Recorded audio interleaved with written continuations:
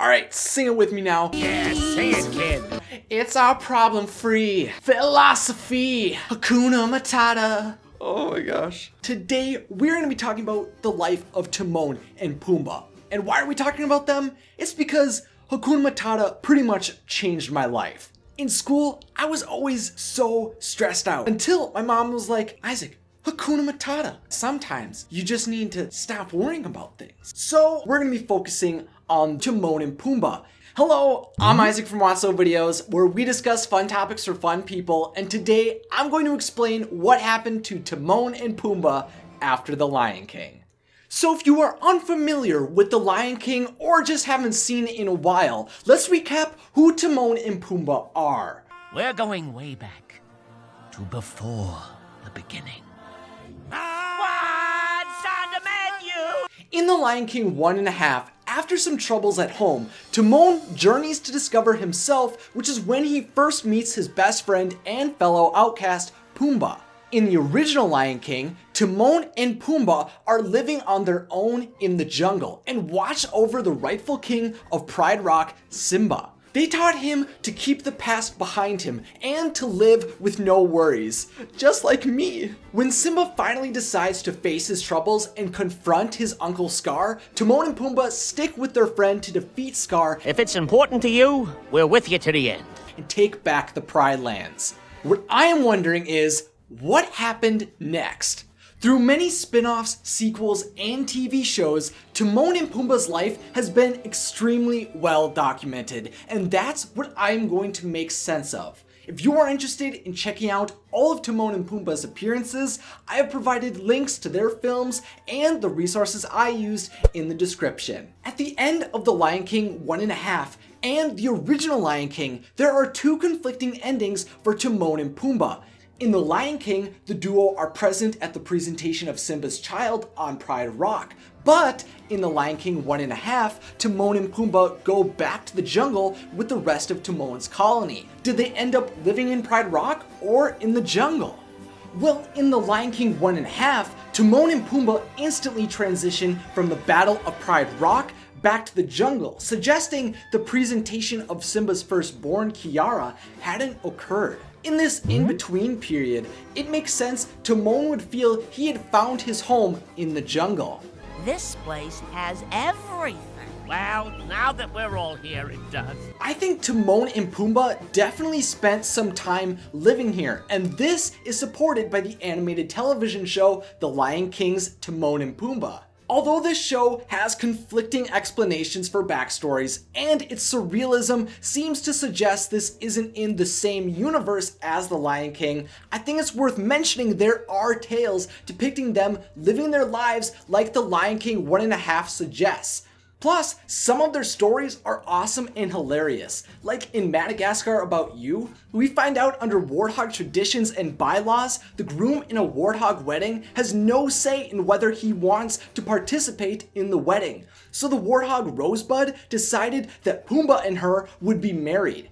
In the end, Pumbaa didn't marry Rosebud, but he was pretty close. In another episode, Never Everglades, Pumbaa discovers a laid egg of an alligator who hatches and believes Pumbaa is his mother. Timon just thought the alligator was an ugly chicken, but the duo eventually decides to raise the animal as their own, whom they name Pumbaa Jr.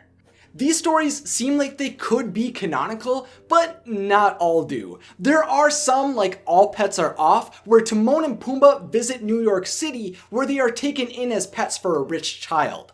Regardless of whether you embrace these wacky adventures of them outside of the Pride Lands or not, the ending of The Lion King 1.5 is really only a temporary situation.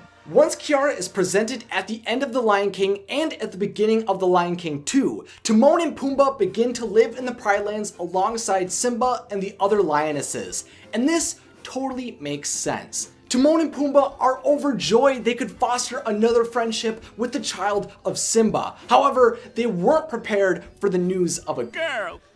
Girl! Oi. Even though it was an adjustment to get used to a girl in their group, which I'm sure was super difficult because it's like, how do you talk to girls? Ugh, I don't know how they do it. Timon and Pumbaa are determined to stick by Simba for the rest of time. Despite being bumbling baboons, Simba trusts the two former outcasts to serve as his aides and are often called upon to keep an eye on his adventurous daughter Kiara. But they don't just watch her. Similarly to how Timon and Pumbaa adopted Pumbaa Jr., in the Lion Guard they adopt a honey badger named Bunga. Bunga was just all alone, but when he met Timon and Pumbaa, he was willing to do anything to stick by their side, which is how they decided to raise him as their own.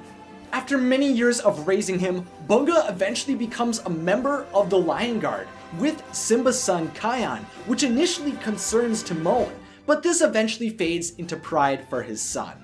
Even years after goofing around with Simba and teaching Hakuna Matata to him and millions of people like me, they really never grow out of that childlike fun and pass that on to individuals who seemed like they could never change.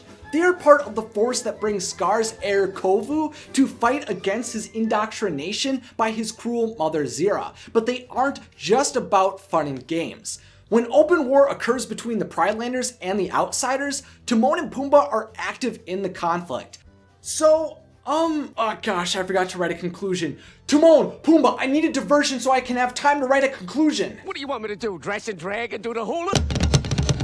Wow! If you're hungry for a hunk of fat juicy meat, eat my buddy Pumbaa here because he is a treat. Coming down a dime, fun is crazy swine, all you have to do is get in line. Ah, you ate it? Yup, yup. Oh, some bacon? Yup, yup. He's a big pig. Yup, yup. You can be a big pig too. Thanks guys, I really appreciate that. Timon and Pumbaa begin their lives as lost souls, seen as outcasts in the world. But through their friendships, passion, and humor, they live out their lives watching over the individuals they cared about, experiencing heartfelt moments, and of course, assisting their best friend and the king of the Pride Lands. Well, enough of that. Timon, Pumbaa, why'd you try to pause my show? We just got to the question of the day sponsored by my patrons. Okay, so in the Lion Guard, in the episode Bunga and the King, Simba and Bunga are referenced as being adoptive brothers since they both were raised by Timon and Pumbaa. Do you feel Timon and Pumbaa adopted Simba? See, I always thought of them as being best friends, but I'd love to hear your thoughts in the comments section along with any other ideas you have for future Discovering Disney episodes. If you enjoyed this video, then click that like button. If you'd like to stay up to date with new magical videos, then click that subscribe button and follow me on Twitter, Facebook, and Instagram. And to see more Watso videos, then check out some awesome pics over there. As always, thanks for watching, have a magical day, and Hakuna Matata.